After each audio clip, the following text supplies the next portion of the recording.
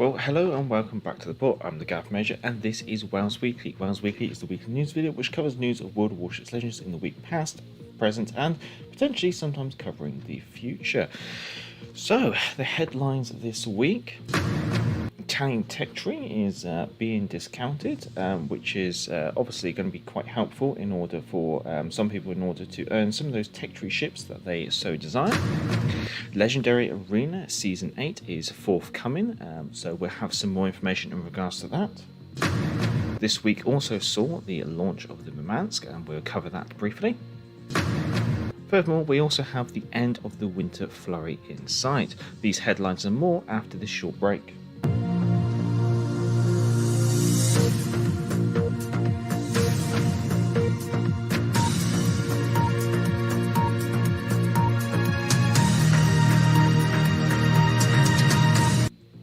So, on to our first news item. So, down in the description is a link to a blog post called OK Container. This blog post is basically an in-depth description of the Super Santa containers, should you wish to obviously look into them more. Now, there was a redeem code hidden in this blog post, however that blog post ran out at the end of 2021, so it is unfortunately past its sell-by date, but should you obviously wish to look into it a bit more in regards to the containers, then all the information you need is linked down below. Now, the Italian tech tree cruisers are actually currently discounted should you not have them already acquired. These discounts are in regards to the amount of credits it costs in order to purchase the ships up front. These discounts are 25% off a tier 5, 20% off a tier 6 and 15% off a tier 7. Now, this will be running until the end of the week, which is the 9th. Furthermore, we have discounts on other tech trees in the forthcoming weeks. So, week commencing January the 10th, we will see Soviet tech tree ships discounted. For week commencing January the 17th, we're looking at the French tech tree ships being discounted, and the week commencing the 24th, we will see German tech tree ships being discounted. Now, the amount of discounts for the Russian, French, and German ships are yet to be confirmed. However, I would suspect that the discounts will be on par with the discounts that we're seeing this week, as already previously mentioned. Legendary Tier Arena. So this is going to be the first couple of seasons where we see Legendary Tier actually being used in a partially competitive mode, I guess you could say. So obviously we have 3 seasons forthcoming, Season 8, 9 and 10. More news on Season 8 will be forthcoming. Anyway, obviously with these seasons of Ranked, we are going to continue to see the arms race mechanic inactive. Or activated, I should say. So this is basically the main battery reload buff, the consumable reload buff, the rudder shift buff, and the HP regen buff. These buffs are basically very mini capture points on the map. Once you grab them, this buff now accounts for the whole of your team, and these can be stacked up to a maximum of 6. You can obviously collect more than 6 should you somehow manage to do it, but obviously the amount of buff that you'll receive will actually not get any more. So with a main battery reload buff, you're looking at a reduction into your main battery reload of 10%, and this can be stacked to a maximum of 33%. In regards to consumable reload reduction, this starts at 10% and is stackable to a maximum of 40%. In regards to rudder shift, starting at 20% reduction, can be stacked to a maximum of a 60% reduction to a rudder shift, which is very tasty. And the HP regen, which is usually the most critical one, this starts at 0.2% of your overall ship's HP per second, and this can be stacked to a maximum of 1.2% HP.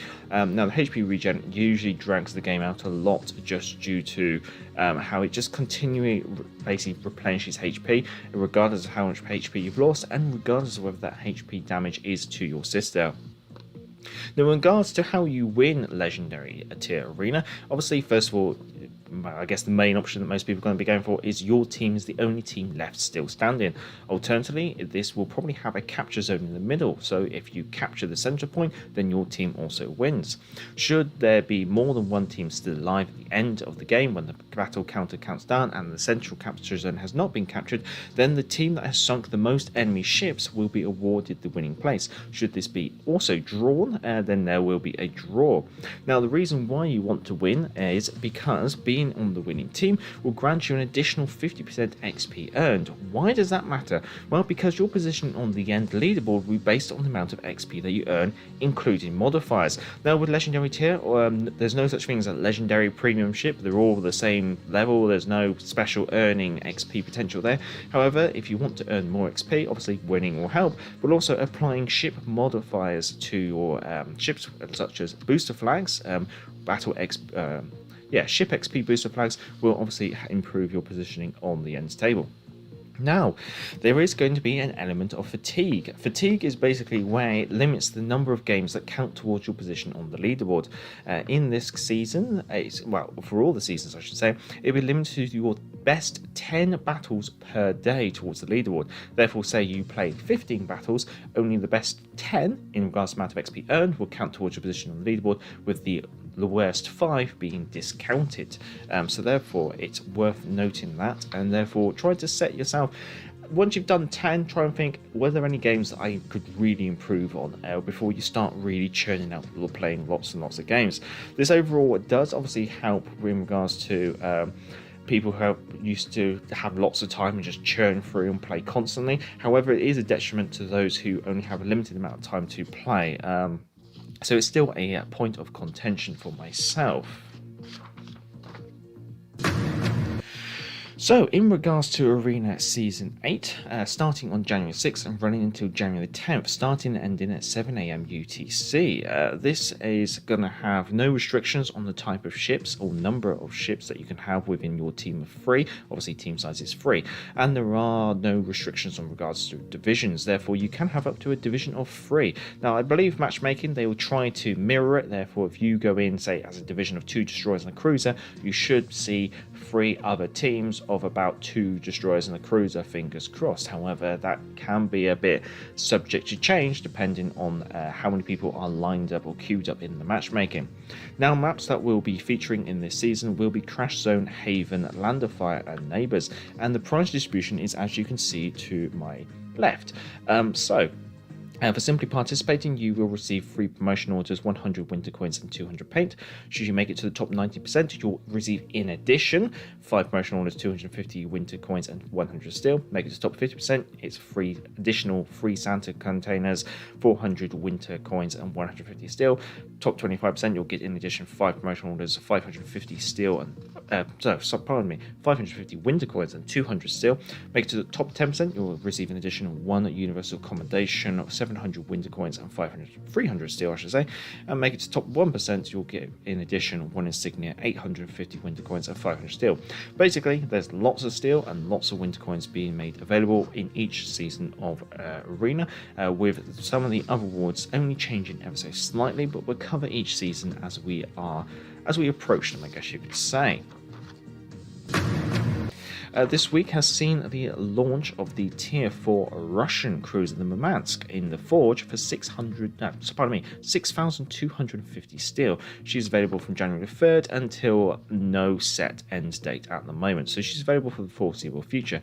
Now, she is an Omaha class cruiser, which was handed over as a lend-lease to the Russians in 1944, while they divvied up the Italian Navy in order to award Russia with the correct war price. So this was almost like a have this for the meantime kind of thing. So although she is a tier 4 cruiser, she does have quite a reasonable anti-aircraft complement, because she would have been obviously defending Arctic convoys during 1944. So she does have an AA capability above her tier. Next week we see the tier 7 Japanese cruiser, the Izuma, become available for 750,000 global XP, available from January the 10th.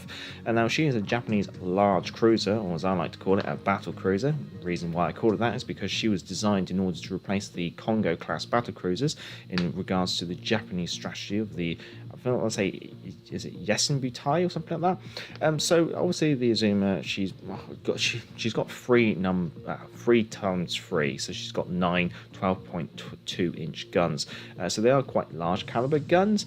Now obviously the Izuma, she is a point of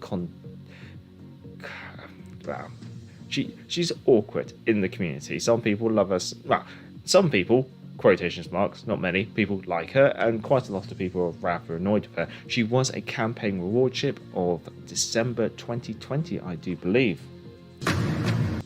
Now, this week is the last week for the winter gift flurry, which is where you decorate your online Christmas tree. Now, this is coming to an end on January the 10th at 7 AM UTC. Now, that also means that this is the last week in order to earn points in order to get your final position on the leaderboard, where obviously the big grand prize for making it to the top 1% is a Super 5 container. This Super 5 container is guaranteed to drop a Tier 5 premium ship, and if you already have all the Tier 5 premium ships in game, then you'll be rewarded the Shinomi. And if you already have the Shinomi by somehow other means, I guess you could say, then you'll be rewarded compensation in the form of credits. Now, in regards to what will happen with your snowflakes at the end of the event, well, these will be converted into credits 2 weeks after the event comes to an end.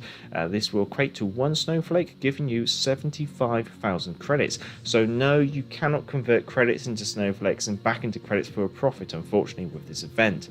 Now, it's also worth mentioning, this is your last chance in order to get your tree fully upgraded and leveled up to legendary tier tree, which is to basically tier 6. Now, these rewards, as you can see, are being presented on my above left, and in order to maximize and get all of those, then you will need to purchase a minimum, or gift a minimum I should say, of 21 presents in order to get enough snowflakes in order to rank your tree all the way up. However, should you not have been able to take advantage of playing 28 games a week, then you may have to purchase or gift more rewards. These rewards can obviously be purchased for credits, global XP, or doubloons. Obviously, there are limits on how many you can gift with credits and global XP, because obviously Wargaming would like your money. Well, if you have enjoyed these new headlines and WoWs Weekly, obviously feel free to give the video a thumbs up, it would be much appreciated. And if you do enjoy these news videos, feel free to subscribe. I will obviously dive into the chat shortly after the mini break. But if you do want to comment in the chat or down below in the pinned post after this has gone live, in order to see your name and a comment scrolling along at the bottom here, then feel free to do so. So I'm going to quickly join the chat after this short break.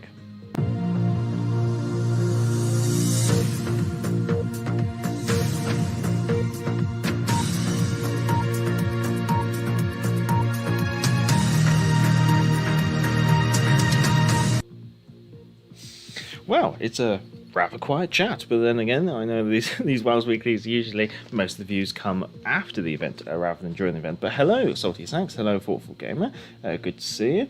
Thoughtful Gamer, you've been missing those tech tree discounts, so finally giving you an excuse to grind out some of those tech trees. Yes, indeed, it's quite interesting that they focused on those alternative, well, no, I wouldn't say alternative, but those slightly newer tech trees, I guess you could say, in comparison to the game. The Italians, the Russians, the French, and the Germans. Surprised that we're not seeing the Americans, the British, and the Japanese there. But also surprised that we're not seeing the Pan-Asian in there as well. That kind of surprised me. I would have thought they would have maybe been tempted to reduce the cost of the Pan-Asian ships in order to encourage more people to play through that tech tree. But then again, I think they've already given enough incentives actually for those. But yeah. Sax is very much enjoying the live format. Well, much obliged, much obliged. Well, that's all for the chat. So much obliged for everyone for coming along. Stay safe and look after yourself. There's no real channel news this week. I'm hoping to get my house in order in regards to the channel in either this weekend or the next weekend, and hopefully there'll be some more developments in regards to that forthcoming. Obviously, Back to the Port is rapidly approaching its 2nd birthday, which is happening this Friday. So I'm not sure if I'll do anything in regards to doing anything for the channel birthday. We're yet to see. And hello, Jamie Cook. Good to see you. Great to see you. Brandon ABC. I don't think he's got a comment down below, or if he's here. But there he is. There's ABC Brandon. There you go. Well, much obliged. Well, that's going to be all we have time for today. I hope you did enjoy your weekly news, and until next time, I'm the Gareth Major, and back to the port.